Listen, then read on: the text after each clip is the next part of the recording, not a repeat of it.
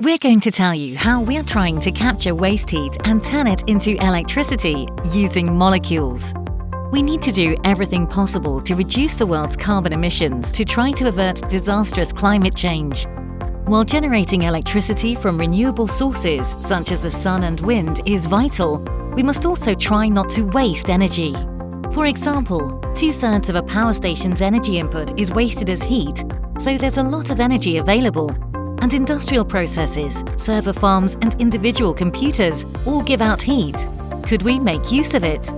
Another thing, our mobile phones and the Internet of Things, where there's a connected sensor in everything, all need charging too often. So being able to harvest energy from the surroundings would be a great idea. But where's the heat to charge your phone? It's you. How could we turn waste heat directly into electricity? Waste heat is low grade, meaning it can't do useful things like making steam to drive a turbine. But there's another way, thermoelectricity. What is thermoelectricity? Normally, we use a voltage source like a battery to make electrons flow as a current around an electrical circuit. But it is also possible to make electrons flow using just a temperature difference.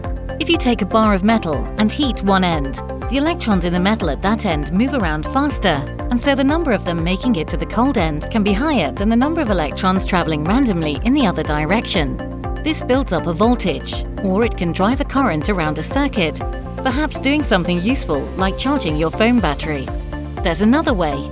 We can let electrons of particular energies through a filter more easily than other energies. Think of a fence with balls being thrown about randomly by children on one side and adults on the other. Children will only sometimes get their balls over the fence. The adults probably throw faster or higher, so more of their balls will go over the fence. So balls will accumulate on the children's side, just as electrons do on the cold end of a thermoelectric material. How can we make a barrier or energy filter? Our preferred method is to use physics to design short molecules to behave as electron filters. They could be so good that they work better than any other type of thermoelectric material.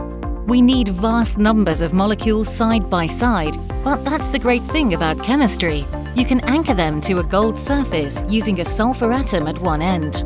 However, molecules are short, so it is hard to make contact to the top of each molecule.